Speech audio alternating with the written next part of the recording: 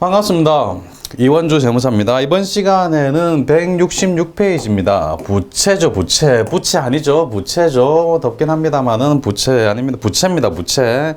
부채 개념은 한번 보신 적이 있습니다. 한 번 더 보죠. 부채니까 개념 한번 보겠습니다. 부채는 과거의 거래나 사건 결과로 기업 실체가 여기 현재란 말이 들어가도 되고 안 들어가도 됩니다.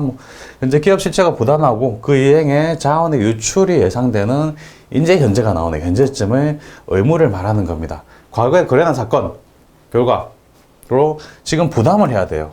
부담이니까 부채죠. 기업이 뭐 소유한다, 지배한다 그러면 자산이겠죠. 근데 부담한다 그럼 부채입니다. 역시 1년 기준으로 유동과 비유동을 구분합니다. 자산도 1년 기준이었죠. 자산은 1년 기준에다가 또 그 정상영업 주기 그런 기준이 있었는데 부채도 마찬가지입니다. 뭐 정상영업 주기라는 개념이 들어가 있다라고 보셔도 되고요. 일단 이 세 줄은 암기하실 필요 절대 없습니다. 계속 암기하지 말라고 말씀드리는데요. 일단은 읽고 넘어가시는 겁니다. 그 다음 가로 1번입니다. 유동부채 뭐 이런 것들이 있습니다. 쭉 보면 외상매입금, 지급보험 이런 거 많이 보신 그런 개정 과목이죠. 유동성 장기부채도 한번 본 적 있는데 또 알려드릴 겁니다. 그러니까 큰 부담 갖지 마시고 보고 이런 게 유동부채구나. 그리고 자주 보시다 보면 많이 자주 보시다 보면 반복하시다 보면 반복 강조드립니다. 계속 보여주시라는 거. 앉아가지고 막 외우지 말고 막 답답하게 외우고 앉아있지 말고 반복해서 계속 보시라는 거. 들고 다니면서 보고 또 뭐 밥 먹으면서 보고 휴대폰 생각날 때 휴대폰 들지 말고 책을 보시기 바랍니다. 책 들고 책 찢어가지고 씹어먹고 그러면 안 되는데 어쨌든 들고 다니면서 이거 휴대폰으로 찍어가지고 또 휴대폰으로도 볼 수 있잖아요. 그러니까 휴대폰에서 기사 뭐 연예인 기사 스포츠 기사 이런 거 생각이 난다. 그때 스포츠 기사 연예 기사 보지 말고 이거 보시기 바랍니다. 계속 반복하시는 겁니다. 반복하시면 좋은 일이 있을 겁니다. 합격이 빨라집니다. 이런 것들이 결국은 유동부채라는 거를 딱 보자마자 아 이건 유동부채지 이런 생각이 들 때까지 계속 반복하시는 겁니다. 암기로 해결이 안 됩니다. 이거는. 근데 역시 제 강의를 듣고 복습을 계속 하시면 저절로 감이 생깁니다. 이거는 보고 아 이건 유동부채지라는 생각이 드실 겁니다.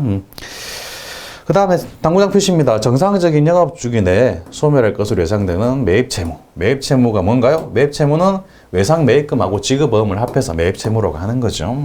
이거하고 미지급 비용은 1년 기준으로 적용하지 않고 항상 유동부채. 맨날 유동부채라는 겁니다. 매입채무하고 미지급 비용은 그냥 유동부채다.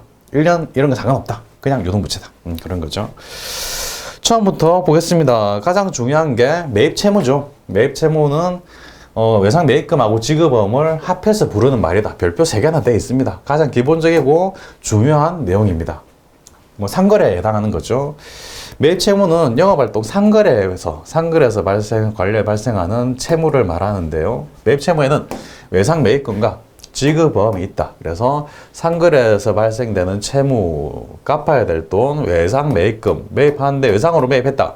지급보험, 매입하는데 외상으로 하긴 좀 그러니까 돈은 없고 어음으로 지급한 거죠. 지급보험입니다. 반대로 상거래에서 발생된 채권 받을 권리죠. 채무는 갚아야 될 의무, 받을 권리.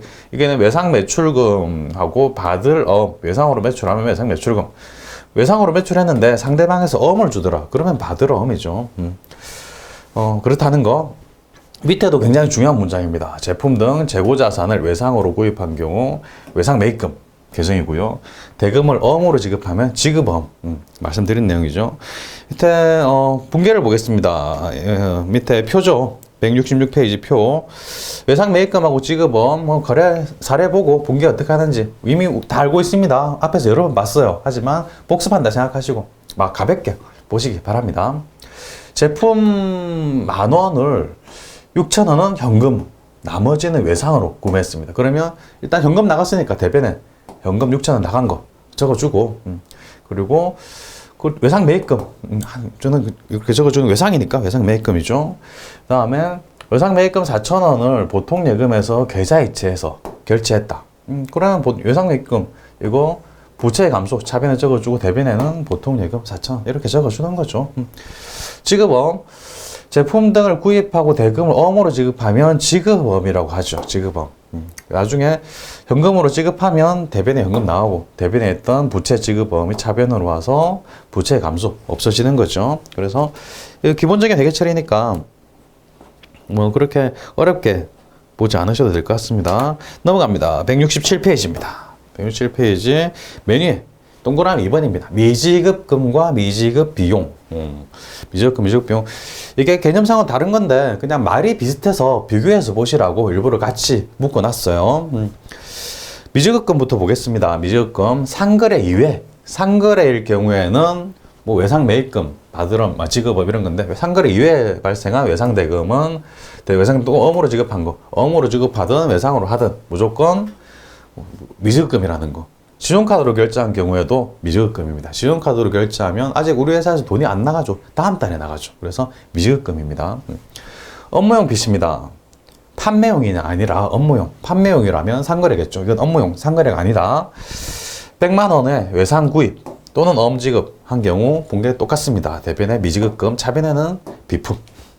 외상 구입했던 업무용 PC 구매대금 100만 원을 현금으로 지급했다. 구매대금 미지급금 이걸 지급했다는 거죠. 대변에 있다가 차변에서 이렇게 부채 감소, 대변에 현금 나가고 이렇죠. 미지급 비용을 보겠습니다. 미지급 비용은 단기에 발생했지만 기말 결산 시 아직 지급기일이 도래하지 않은 것을 말한다라고 되어 있는데 미지급 비용 많이 들어보셨죠? 발생과 관련된 건 발생. 발생주의에서 발생과 관련된 거. 발생과 관련된 미지급 비용, 미수수익 이런 게 있었죠. 기억나시나요? 빨미 이선 기억나시나요? 그런 거죠. 결산일에 이자 비용 10,000원이 발생했으나 지급기일은 다음 달 25일이다. 그럼 아직 지급 안 했네. 발생은 했네. 그러면 이자 비용을 인식해 줍니다. 이자 비용 10,000원. 이거는 미지급 비용이구나. 부채구나. 다음 달 25일 지급기일이죠. 25일에 미지급 이자 10,000원을 보통예금으로 지급했다. 그러면 대변에 있던 비지급 비용이 차변에 와서 이렇게 부채 감소 없어지고 보통예금 지급했으니까 대변에 보통예금 이렇게 분기한다는 거 한번 손으로 해보셔야 되고요. 동그라미 3번입니다. 선수금과 선수수익 역시 말이 단어가 비슷하게 보여서 그냥 같이 묶어서 비교해서 보시라고 일부러 묶어놨어요. 선수금 상품 10만 원 주문받으면서 10% 계약금 현금으로 받았다. 10만 원에 10%니까 만 원이죠. 만 원. 만 원을 현금으로 받았다는 거죠. 차변에 현금 그리고 대변에는 계약금 받았으니까 선수금. 계약금을 받았다. 계약금을 지급했다. 그러면 선급금, 계약금을 받았다. 선수금. 주문받은 상품 10만 원을 납품하면서 선수금 10,000원을 제외한 금액을 외상으로 하였다. 외상으로 매출했다는 거죠. 외상 매출금입니다. 9만 원 외상 매출금, 10,000원은 이미 받았으니까 대변에 있던 선수금 차변으로 이렇게 와서 없애주고. 선수금은 일종의 부채입니다. 미리 받았으니까 일단 돈을 받으면 뭔가 해줘야 되는 부담감이 있죠. 부담이다. 부채다. 그렇게 이해하시기 바랍니다. 선수금 부채. 실제로 거래가 일어나면 선수금 없애주고 나머지를 외상이면 외상 매출금, 현금 받았으면 현금 이런 식으로 잡고 전체 금액 10만 원을 매출로 기록한다는 거죠. 그럼 매출 해도 되고 상품 매출 이렇게 해도 되고 상관없습니다.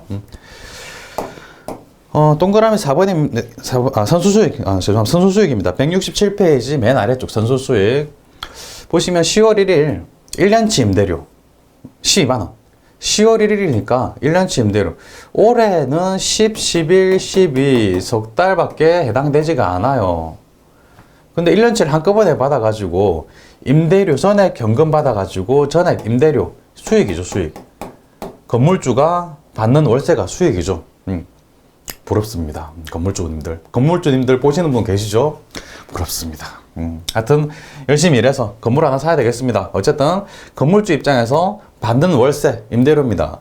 임대료 수익이죠. 이렇게 한꺼번에 1년치 다를 수익으로 인식을 해버린 경우에 그런 경우에 결산일에는 올해의 수익이 얼마인지를 파악을 해야 되는 거죠. 올해의 수익은 3달치밖에 안 됩니다.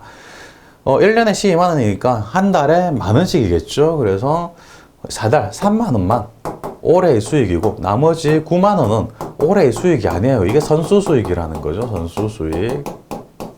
그래서 9만 원은 선수 수익으로 기록해주고 9만 원을 임대료에서 차감. 수익은 원래 대변 계정이죠. 근데 자변에 써서 올해의 수익에서 차감, 대변에 선수 수익.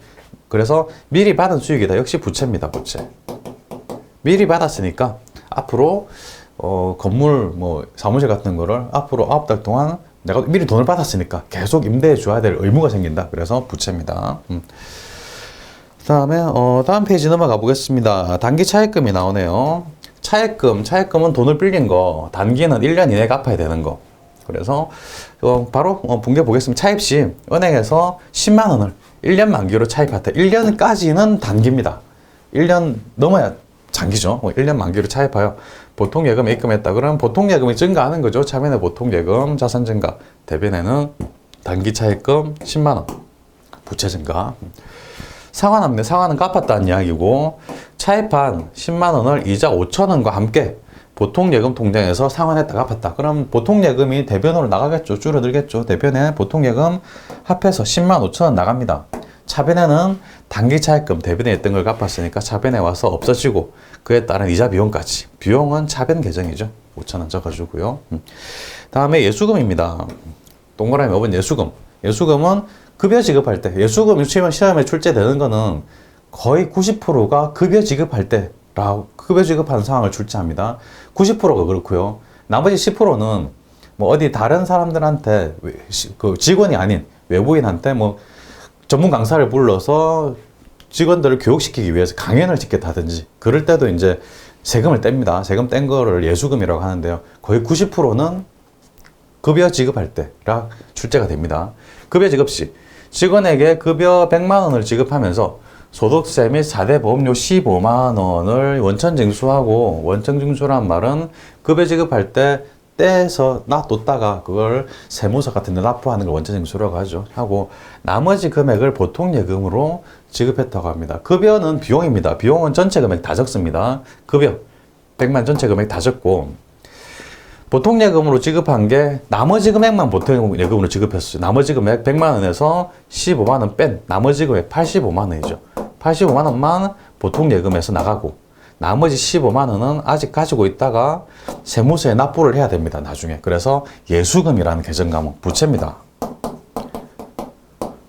은행이나 세무서에 납부를 해야 되기 때문에 줘야 되는 돈이에요. 부채예요. 부채로 예수금으로 분류해놨다가 나중에 납부할 때 원천 징수한 소득세 및 4대 보험료 15만 원을 보통 예금으로 납부할 때 이 예수금이 차변으로 가서 없어지고 보통 예금 대변으로 나간다는 거. 그래서 어쨌든 보통 예금으로 나가는 거 합해보면 이거랑 합하면 100만 원, 급여 100만 원이 맞습니다. 사장님 입장에서는 100만 원을 다 주는 거예요. 근데 직원 입장에서는 이것 떼고 나머지 금액만 받게 되는 거죠. 너 월급 얼마나 받냐 물어보면 100만 원 받는다고 해야 됩니다. 실수령액이 85만 원이라고 해서 85만 원 받는다가 아니고 내 월급 100만 원이다. 나머지는 실수령액은 이 정도인데 나머지 이거는 세금 내거나 아니면 뭐 4대 보험 내거나 세금은 나중에 연말 정산해가지고 환급을 받을 수도 있는 거죠. 원천 징수 개념이 이렇게 나와 있는데요. 한번 읽어보시고요. 넘어가겠습니다. 가수금입니다. 가수금이란 금전 등 뭐 보통 예금으로 뭔가 입금이 됐는데 왜 입금됐는지 모를 때 그걸 가수금이라고 하죠. 발생 시 보통 예금 계좌에 10만 원이 입금되었으나 내용을 알 수 없다. 왜 입금됐는지 모르겠다. 이럴 때 가수금이라고 합니다. 입금된 것 자체는 회계치를 해야 돼요. 왜? 거래니까. 보통 예금에 뭔가 입금되면 거래이기 때문에 반드시 회계치를 해야 됩니다. 그래서 보통 예금에 들어온 거는 기록을 해요. 근데 이게 왜 들어왔는지 모르겠다. 그럴 때 가수금이라는 걸 쓴다는 거. 가수금으로 처리한 10만 원은 외상 매출금 회수액으로 밝혀졌다. 아, 가수금, 외상 매출금 회수한 거구나. 그래서 대변에 있던 가수금 차변에 써서 없애주고 이거의 정체는 외상 매출금의 회수구나. 그래서 외상 매출금 대변에 써서 자산의 감소로 써주는 거고요. 가수금은 일종의 역시 부채입니다. 받긴 받았는데 왜 받았는지 모르겠다. 받았으니까 일단 부담이 되죠. 받으면 일단 부담이 됩니다. 왜 받았는지 모르지만 받으면. 그래서 우리는 왜 받았는지 모르는 거를 받으면 안 됩니다. 부모님이 우리한테 용돈을 주시죠. 용돈 받으면 용돈, 드래곤, 돈, 머니, 드래곤 머니, DM이라고 하더라고요. DM, 드래곤 머니, 용돈. 어쨌든 용돈을 받으면 부담이 되나요? 전혀 안 되죠. 왜? 부모님이 나한테 용돈을 줄 수도 있지. 당연합니다. 그런데 아무런 관련 없는 사람이 나한테 용돈을 주더라. 그러면 부담을 가져야 됩니다. 내가 뭘 잘해드려야 되나? 내가 뭐 잘한 게 있나? 내가 왜 받지? 이런 생각을 하셔야 됩니다. 공짜로 돈 주는 사람은 없죠. 하여튼 그렇습니다. 가수금 부채라는 거 대변에 있다가 차변에 쓰고 그 제대로 정체를 파악하면 그 정체에 대한 계정 과목을 이렇게 써준다는 거. 그 다음에 유동성 장기 부채 별표 하나 있죠. 시험에 잘 나옵니다. 개념도 아셔야 됩니다. 이미 한번 말씀드린 적은 있는데 다시 한번 말씀드리겠습니다. 중요하니까. 장기 차입금 중에서 상환기간이 결산일부터 1년 이내에 도래하는 경우, 장기 차입금이라는 거는 1년이 넘어가는 차입금인데 계속 시간이 지나면 결국은 1년 이내로 줄어들겠죠. 그럴 때 이야기입니다. 결산일부터 1년 이내로 도래하는 경우 이를 유동성 장기 부채라는 계정 과목으로 대체한다, 바꾼다는 이야기입니다. 차입 시 빌릴 때 2000X 1년 10월 1일 20개월 후 상환 조건으로 100만 원을 차입 빌려가지고 보통예금 통장에 입금했다. 그렇다면 보통예금 통장에 100만 원이 증가할 겁니다. 그래서 차변에 보통예금 100만 원, 대변에는 장기 차입금 부채 100만 원이죠. 2000X 1년 10월 1일에 20개월 후입니다. 2000X 1년 10월 1일에 20개월 후다. 그렇다면 2000X 1년 12월 31일에 가서 딱 보니까 3달밖에 안 지났네. 17개월 후네. 아, 그렇다면 1년 넘어가니까 아직 장기구나. 그냥 둡니다. 장기이기 때문에. 그리고 연말마다 평가합니다. 연말마다 2000X 2년 12월 31일이 되니까 12개월이 지났죠. 17개월 남았는데 12개월이 지났으니까 이제 5달밖에 안 남았네. 그럼 1년 이내네. 아, 이거는 장기가 아니구나. 이제는 유동부채가 되는구나. 이때까지는 장기라서 비유동이었는데 이제는 유동으로 바뀌는구나. 왜? 1년 이내니까. 그래서 1년 이내다, 유동이다 라는 거를 표시해 주기 위해서 대변에 있던 장기차입금 부채를 차변에 가서 적어서 없애줘 버리고 이거를 유동성 장기부채라는 계정 과목으로 바꿔주는 과정입니다. 장기부채이긴 한데 유동성이 생겼다, 그런 말이에요. 유동성 장기부채. 5월 31일 100만 원을 현금으로 상환 갚았다. 그러면 현금이 대변에 100만 원을 갚아서 나가고 차변에 유동성 장기부채를 써서 이렇게 대변에 있던 걸 차변에 써서 없애주는 이런 과정이 있죠. 유동성 장기부채라는 계정 과목 기억하시고요. 이거는 장기 차입금 말고도 비유동 부채에 관해서는 다 적용이 되는 말인데 시험에 출제될 때는 거의 또 90%가 장기 차입금을 유동성 장기부채로 바꾸는 거로 출제가 됐었어요. 앞으로도 그럴 겁니다. 그러니까 장기 차입금 그러면 1년 이내 유동성 장기부채로 바뀌겠네 라고 판단하시면 되겠습니다. 그 다음에 기타 넘어갑니다. 기타 유동부채 이런 게 있다. 미지급 세금인데 아직 지급하지 않았다. 세금이라는 거는 바로바로 납부해야 됩니다. 1년 넘게 납부하고 지나서 납부하고 2년 넘게 지나서 납부하고 그러면 안 돼요. 그런 경우도 간혹 있긴 하지만 정상적인 경우는 아닙니다. 바로바로 납부해야 됩니다. 그래서 비유동이 아니라 유동인 겁니다. 유동. 미지급 배당금. 혹시 이것도 배당금을 주주한테 지급하자. 주주총회에서 가면 주주들한테 올해 이익이 많이 났으니 그 이익 중에 일부를 주주들한테 배당해 줍시다 라고 결의를 해요. 그 결의하는 경우가 가끔 있습니다. 그렇게 결의를 해버리면 그때 배당금, 미지급 배당금이라는 부채가 발생합니다. 왜? 결의를 하면 지급해야 될 의무가 생기기 때문에 그렇습니다. 이거는 1년 뒤에 지급하고 그런 거 아닙니다. 바로바로 지급합니다. 그래서 무조건 이건 유동부채입니다. 미지급 세금도 유동부채, 미지급 배당금도 유동부채. 부가세 예수금이라는 거는 시험에 자주 출제되진 않는데 실무 쪽에서는 맨날 출제됩니다. 이론 쪽에서는 출제가 자주 되진 않아요. 아주 가끔 돼요. 개념은 알고 계시는 게 좋은데 부가세 과세 대상 재화 또는 용역을 공급했단 말은 팔았다는 이야기예요. 거래 징수한 부가세다. 부가세 쪽을 좀 공부하고 나면 조금 이해가 잘 되는 부분이라 그냥 읽고 넘어가시기 바랍니다. 부담 없이 그냥 읽고 넘어가시기 바랍니다. 실무에서 매입 매출 전표 입력하는 걸 해보면 이거 자주 보시게 될 겁니다. 그걸 보고 나서 다시 돌아와서 보시면 바로 이해가 되세요. 지금은 그냥 넘어가셔도 됩니다. 이런 것들이 유동부채다라는 거 알고 계시고요. 그 다음에 비유동부채가 나옵니다. 만기가 1년 이후, 보호기간 말, 기말을 말하는 거죠. 여기서 사채, 장기 차입금, 임대보증금, 장기 외상매입금, 장기 지급비용, 장기 미지급금에서 대리급의 충당부채 딱 보고 다들 유동은 아니구나, 비유동이구나 라는 걸 다 파악하십니다.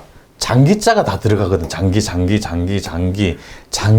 그래서 장기가 들어가면 아, 비유동이구나 라는 걸 다 아시는데 이것 딱 헷갈렸어요. 이게 사채하고 대입급 충당부채하고 임대보증금 이거 딱 세 개 헷갈리세요. 왜? 장기가 안 들어가거든.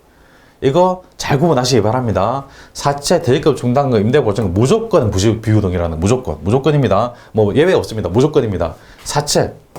사채라는 거는 회사 입장에서 일반 대중들한테 돈을 빌린다는 개념이에요.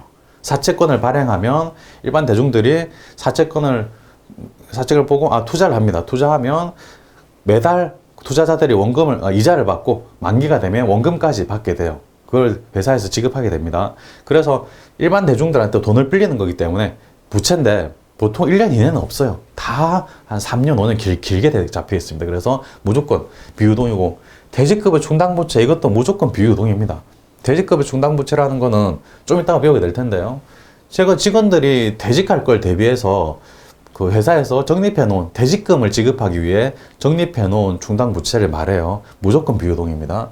임대보증금, 건물주가 보증금 받는 거죠. 건물주는 보증금을 받아가지고 갖고 있다가 세입자가 나갈 때 돌려줘야 돼요. 근데 임대차 계약이 1년 이내인 경우는 별로 없습니다. 거의 다 1년 넘어요. 그래서 무조건 비유동이다. 이거 잘 받아주시기 바랍니다. 이런 거 보자마자 이거는 장기자가 없지만 비유동이구나. 바로 파악할 수 있어야 됩니다. 사채부터 천천히 보겠습니다. 기업이 자금 조달을 위해서 발행하는 채무증권, 채권입니다. 채권을 말하는데 일반 대중으로부터 자금을 빌리는 수단입니다. 그래서 돈을 빌리는 거예요. 그냥 한번 읽고 지나가시기 바랍니다.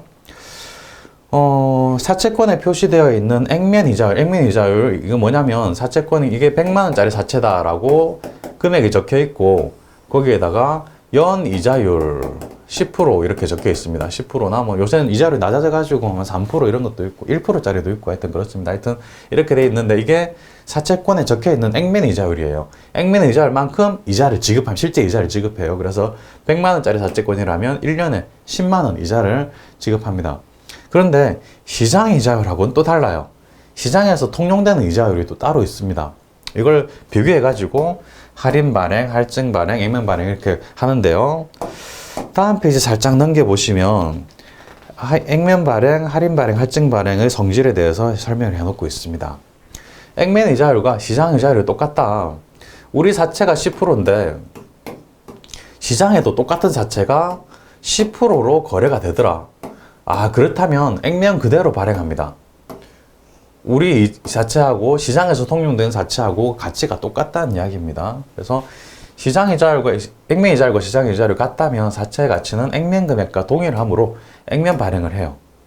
그런데 밑에 할인 발행도 있고 할증 발행도 있습니다. 할인 발행은 싸게 발행하는 거고 할증 발행은 비싸게 발행하는 걸 말하죠. 시장 이자율이 더 높다. 우리 액면 이자율이 10%인데 액면이고 시장 이자율, 액면 이자율이 10%인데 시장에서 시장 이자율이 더 높으니까 12% 이자를 주더라. 우리 회사의 자체는 10%밖에 안 주는데 다른 회사들은 다 12%를 이자를 준다는 겁니다. 그러면 투자하는 사람들이 우리 회사 자체 아무도 안 삽니다. 왜? 딴 데서는 12% 받을 수 있는데 여기도 10%밖에 안 주네. 사지 말자. 그러면 싸게 팔 수밖에 없어요. 싸게. 그래서 할인 발행할 수밖에 없습니다. 이자도 덜 주는데 발행할 때 싸게라도 발행해야지. 그래서 싸게 팝니다. 액면 이자율이 시장 이자율보다 낮으면 사채의 가치가 낮아져서 사채를 할인해서 발행한다. 처음 보실 때 이해가 잘 안 될 수도 있습니다. 추상적으로 다가올 수도 있어요. 하지만 조금 더 보시면 이해가 됩니다. 밑에 분계도 있는데 분계 보시면 또 이해가 될 수도 있습니다. 이게 싸게 발행하는 겁니다. 왜? 이자를 딴 데보다 덜 받으니까. 이자를 딴 데보다 덜 주니까 아무도 사지 않다. 그래서 이자가 덜 주니까 발행할 때 싸게라도 발행해야지. 그래서 할인 발행이고, 액면 이자율이 시장 이자율보다 더 크다. 우리 회사는 10% 이자를 주는데 다른 회사들 시장에서 보니까 8%밖에 안 주더라. 그러면 투자자들이 우리 회사에 너도 나도 다 모여가지고 우리 회사 자체를 사게 됩니다. 왜? 딴 데보다 이자를 더 주니까. 이때는 비싸게 팔아도 팔려요. 그럼 비싸게 팔아야죠. 그래서 액면 이자율이 시장 이자율보다 크다면 사채의 가치가 높아져서 할증 발행하게 되죠. 좀 이해되시죠? 다 다 같이 보니까 이해되시죠? 액면 발행이 뭔지 공부하다가 뭔지 모르겠다 그러다가 싸게 발행하네? 싸게 발행하는 이유가 이자를 덜 주니까 발행할 때 싸게라도 발행해야지. 할증 발행하는 경우 할증 발행 비싸게 발행한다. 비싸게 발행하는 이유가 뭐냐? 이자를 더 주니까, 딴 데보다 이자를 더 주니까 사람들이 다 우리 회사 주식만 찾아요. 이자 더 받으려고. 그러면 비싸게 팔아도 팔린다는 겁니다. 그래서 할증 발행. 이해되시죠? 분계를 보겠습니다. 할인 발행할 때는 사채 할인 발행 자금이 생기고, 할증 발행할 때는 사채 할증 발행 자금이 생긴다는 거를 한번 보시고 분개해 보겠습니다. 액면 발행하는 경우. 액면 금액 10만원인 사채, 액면 이자율 8%고 시장 이자율도 그거 똑같네. 그러면 액면으로 발행하겠네 라고 판단하시는 겁니다. 이거를 10만원에 액면 발행해서 보통예금에 입금했다. 보통예금에 10만원이 들어왔다는 겁니다. 그래서 자변에 보통예금 10만원, 대변에는 사채는 비유동 부채죠. 사채 10만원 이렇게 부채니까 대변에 써주는 거고요. 할인 발행하는 경우입니다. 액면 금액 10만원인 사채, 액면 이자율 8%인데 시장 이자율이 10%다. 그렇다면 시장 이자율이 너무 크다. 우리가 이자를 너무 적게 준다. 싸게라도 발행해야 사간다는 겁니다. 그래서 85,000원 싸게, 10만원보다 싸게 할인해서 발행한 거죠. 할인 발행입니다. 85,000원이 발행해서 보통예금 입금됐다. 85,000원이 보통예금으로 들어왔으니까 자변의 보통예금 85,000원. 대변의 사채는 그대로 10만원 그대로 똑같습니다.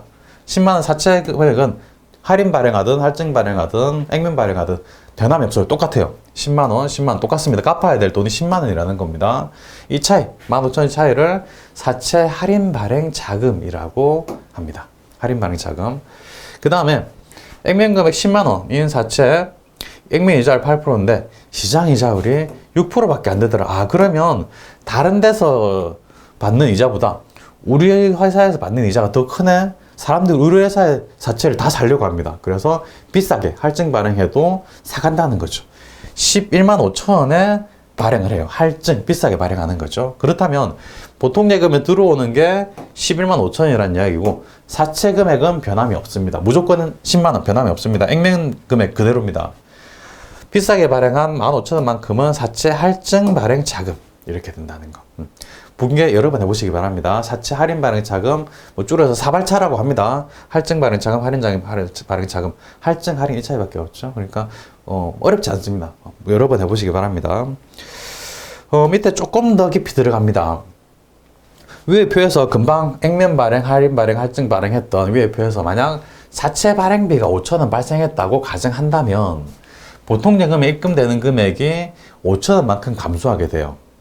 이해되시죠? 10만원에 발행했다 치면 10만원에 발행하면 10만원이 들어와야 되는데 사채 발행비가 5,000원이 들었다. 그러면 비용 빼고 통장에 들어오는 게 95,000원밖에 안 된다는 거죠. 사채 발행비만큼 감소한다는 거죠. 그래서 사채 발행비만큼은 할인해서 발행한 걸로 지급해 줍니다. 분개 보시기 바랍니다. 기억본에서는 액면 발행했을 때 이야기입니다. 액면 170페이지 위에 액면 발행했을 때 사례인데 5,000원이 발생했으니까 사채 발행비 원래는 10만원, 액면 10만원이 들어와야 되는데 5,000원 떨어진 95,000원만 들어오죠. 그래서 어쩔 수 없이 5,000원이 할인 발행 자금으로 기록이 되게 됩니다. 사채 금액은 10만원 무조건 똑같아요. 이건 변함이 없습니다. 똑같고 10만원이 들어와야 되는데 사채 발행비 5,000원이 발생했으니까 5,000원 덜 들어왔다. 그 5,000원은 사채 할인 발행 자금으로 지급해주자. 그런 이야기예요. 니은번은 할인 발행했을 때 이야기죠. 할인. 10만원짜리 사채를 85,000원에 발행했다. 85,000원이 보통예금으로 들어와야 되는데 5,000원이 덜 들어와요. 사채 발행비만큼 덜 들어와요. 그래서 보통예금에 8만원만 들어오고 20만원이 사채 할인 발행 자금이 된다는 겁니다. 원래 15,000원이었는데 5,000원 더해서 사채 발행비 5,000원 더해서 2만원이 돼버리는 거죠. 사채 금액은 변함이 없고요. 디귿번은 할증 발행하는 경우죠.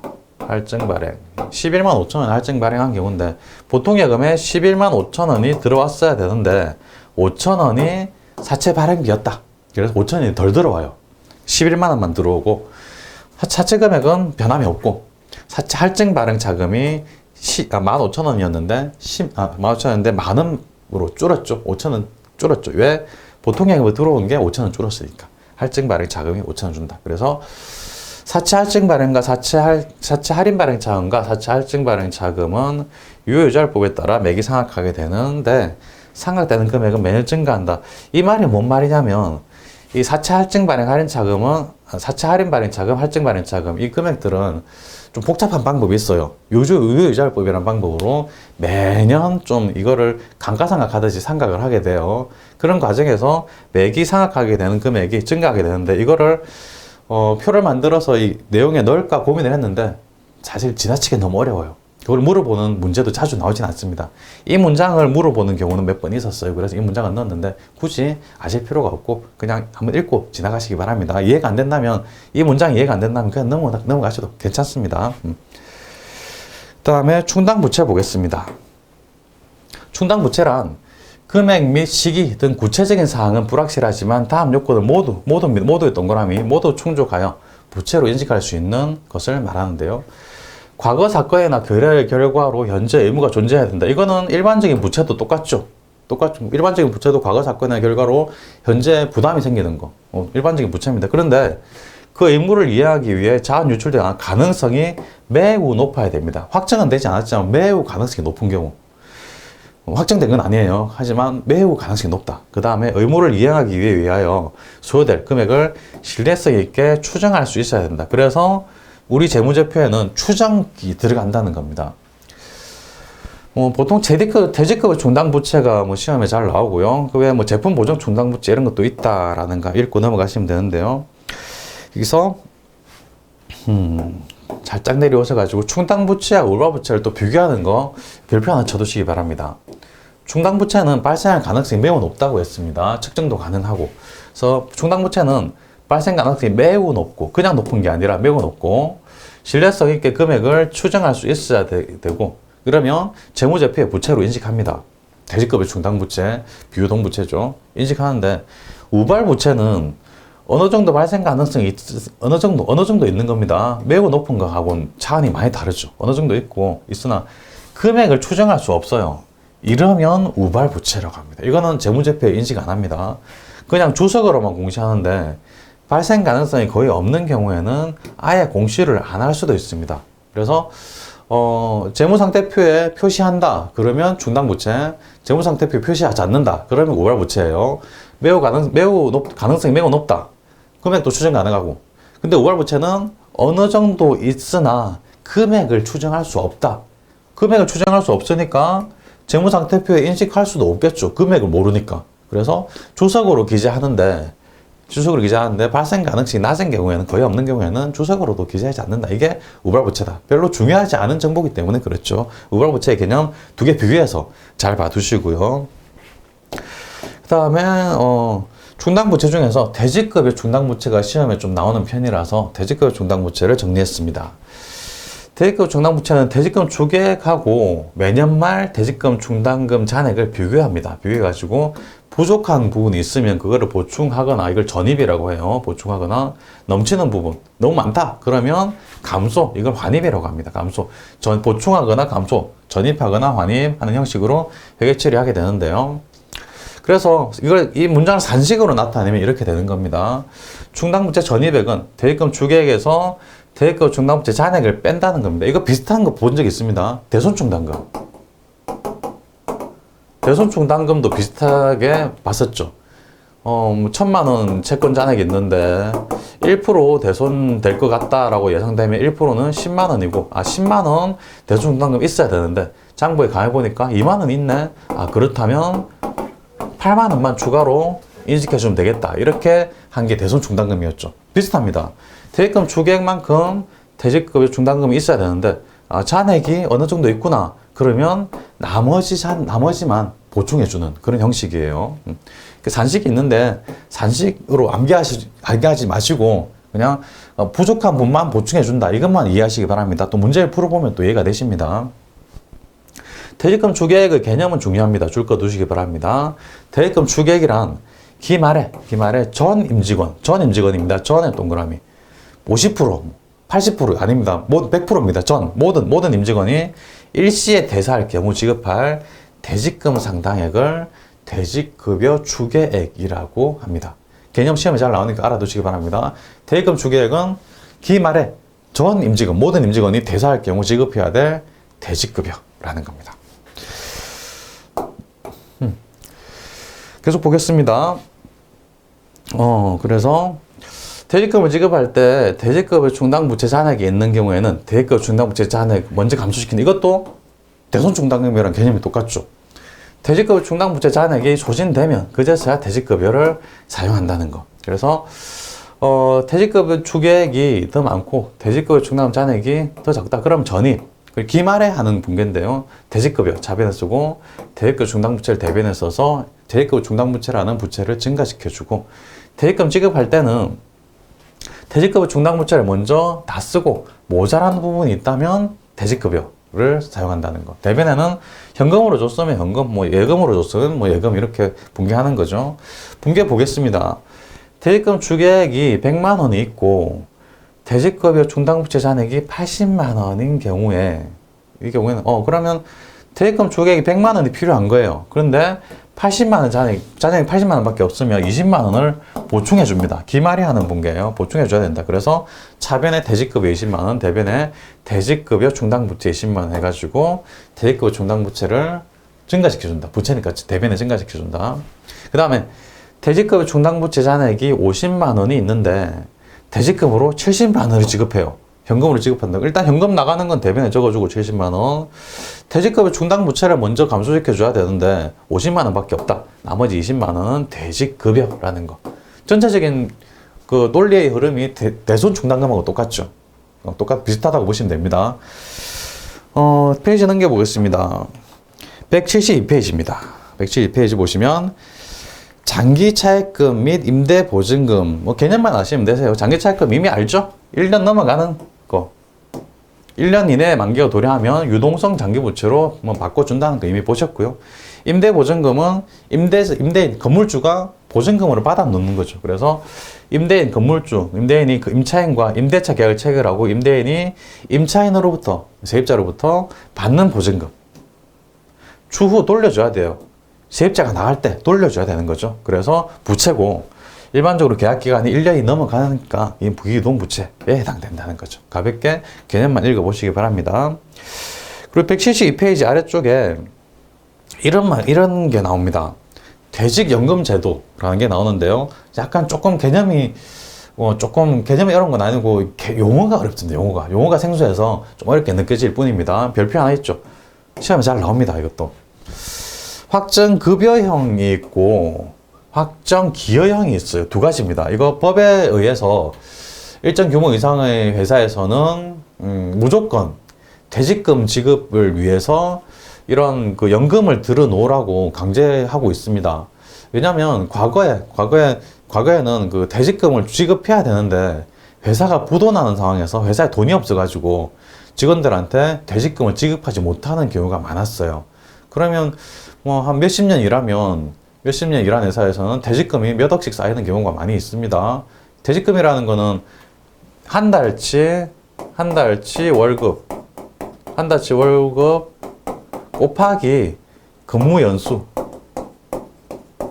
해가지고 보통 이 정도, 정확한 금액은 아닙니다만은 대략 이 정도의 금액을 그 퇴직금으로 받습니다. 마지막에 일한 월에 월급이 200만 원이었다 치면 그 회사에서 20년 일했다 하면 퇴직금이 4천만 원이 됩니다. 근데 보통 20년 이상 일하면 뭐 월급이 200만 원은 아니에요. 한 7, 800 되는 경우가 많이 있어요. 1억, 1천만 원 넘어가는 경우도 있고. 그래서 뭐 20년 넘게 일하신 분들 퇴직금 몇 억씩 되는 경우가 많습니다. 하여튼 그래서 거액의 돈이기 때문에 이거 회사에서 돈이 없어서 지급을 못하고 회사가 망해버리는 경우가 있습니다. 그걸 대비해서 회사 외부에 은행이나 뭐 연금회사 같은 이런 곳에 퇴직금을 매년 적립하게 법에서 강제로 정해놓고 있습니다. 근데 형태가 두 가지라는 것, 회사가 선택할 수 있습니다. 뭐 노조에서 선택할 수도 있고요. 개념, 확정급여형 개념은 퇴직연금 적립금 운용의 책임과 권한이 모두 회사가 진다. 회사가 마음대로 이 연금을 운용하고 뭐 할 수 있습니다. 책임과 권한이 다 있어요. 운용한다. 다른 데 투자도 할 수 있고 그렇습니다. 그런데 확정기여형은 연금 운용의 책임과 권한이 모두 종업원에게 있다는 거. 누구에게 있다는 게 가장 큰 차이입니다. 모든 권한이 회사에게 있다. 그러면 확정급여형이고요. 모든 권한이 종업원에게 있다. 확정기여형입니다. 근데 보다 더 중요한 거는 우리는 시험 문제를 풀어야 되니까 시험 문제는 납입, 지급 여기가 시험에 잘 나옵니다.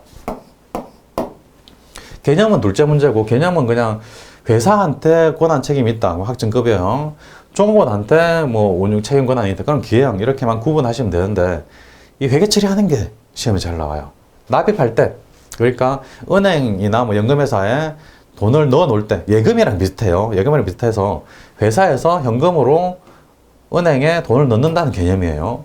은행의 예금이라는 그 계층과목 대신에 대직연금 운용자산이라는 계층과목을 씁니다. 확정급여형일 때 그렇습니다. 대직연금 운용자산.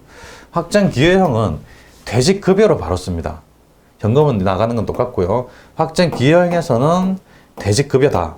확정급여형에서는 대직연금 운용자산이다. 반드시 구분하시기 바랍니다. 급여형이라서 이름이 급여형이라서 대직급여일 것 같은데 그게 아닙니다. 대직연금 운용자산, 자산으로 적고요. 기여형에서는 대직급여라고 적는다는 거. 이거 그 납입할 때, 은행에 납입할 때, 대직연금을 연금회사는 은행에 납입할 때 이렇게 계층과목을 분류한다는 겁니다. 확정급여형은 대직연금 운용자산, 확정기여형은 대직급여. 뭔가 바뀐 것 같다는 느낌 드시죠? 반드시 기억하시기 바랍니다. 급여형 운용자산, 기여형 대직급여. 좋습니다. 그리고 대직금을 실제로 지급할 때는 대직연금 운용자산에서 지급합니다. 대직급여 이렇게 되는 거고요. 확정기여형은 실제로 지급할 때 회계 처리가 없어요. 왜? 모든 책임과 권한이 종업원에게 있기 때문에 회사 입장에서는 이걸로 끝나는 건 납입하는 걸로 끝나는 겁니다. 회계 처리할 게 없어요. 회사 입장에서 회계 처리하는 거니까.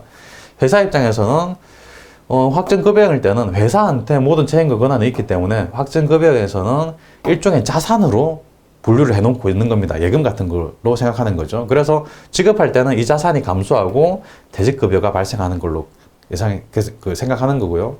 확정기여형에서는 모든 책임과 권한이 종업원에게 있기 때문에 회사 입장에서는 그냥 납입해버리면 끝납니다. 자산이 아니에요. 그냥 납입할 때 급여라는 비용으로 끝내버리는 거죠. 그래서 더 이상 회사의 자산으로 남아있는 것이 없기 때문에 실제로 대직금 지급할 때는 회계 처리하지 않는다. 그런 개념입니다. 처음 볼 때 이 용어 때문에 좀 어렵게 느낄 수도 있는데 어쨌든 회계 처리하는 거 이거는 반드시 손으로 한번 이렇게 차변대변 이렇구나 라고 써보시고 확정급여형은 대직급여인가요? 아니죠. 자산이죠. 연금운용자산. 확정기여형은 대직급여라는 거 반드시 구분하시기 바랍니다. 이번 시간 부채에 대해서 쭉 해봤고요. 앞에 나왔던 유동부채 파트에서는 크게 어려운 게 없었습니다. 한 번씩 다 본 것들이고 복습한다는 생각만 갖고 쭉 보시면 되는 거였고요. 하나 중요했던 게 뭐 유동성 장기부채, 장기차입금이 기말을 보니까 1년 이내에 기말 그 만기가 도래하더라. 그러면 유동성 장기부채로 바꾼다. 그런 게 있었고요. 그 다음에 비유동에서 사채, 액면 발행, 할인 발행, 할증 발행 했었죠. 시장 이자율과 액면 이자율이 같으면 액면 발행, 시장 이자율이 더 크다. 그러면 우리 회사에는 이자를 덜 받는다. 할인 발행할 수밖에 없죠. 그렇죠? 시장 이자율이 더 작다. 액면 이자율이 더 크다. 그러면 사람들이 이자를 많이 받기 위해서 우리 회사의 사채를 다 찾습니다. 그럼 비싸게 발행해도 된다. 할증 발행. 그렇죠? 그 다음에 사채 발행비가 발생한 경우에는 그만큼 그 사채를 싸게 발행한 결과가 도래해서 사채 할인 발행 자금이 높아지거나 사채 할증 발행 자금은 적어지는 그런 결과가 있었죠. 그 다음에 충당부채하고 우발부채 구분하라는 거. 충당부채는 발생 가능성이 매우 높고 금액을 측정 가능한. 우발부채는 발생 가능성이 별로고 금액도 측정이 안 된다. 그러면 재무제표에 인식을 할 수가 없죠. 주석으로 기재하는데 발생 가능이 거의 없는 경우에는 주석으로 기재하지 않는다. 그 정도. 그 다음에 대직급의 충당부채, 대손 충당금하고 거의 비슷하게 움직인다는 거. 대입금 주계획보다 모자란 부분이 있으면 모자란 만큼만 추가로 인식해주고 지급할 때 실제로 대입금 지급할 때는 대입금 충당부채부터 지급하고 모자라면 대직급여. 그 다음에 여기 나오는 확정급여형, 확정기여형. 확정급여형을 지급할 때는 대직연금 운용자산, 확정기여형은 대직급여. 잘 정리하시기 바랍니다. 여기까지 하겠습니다. 수고하셨습니다.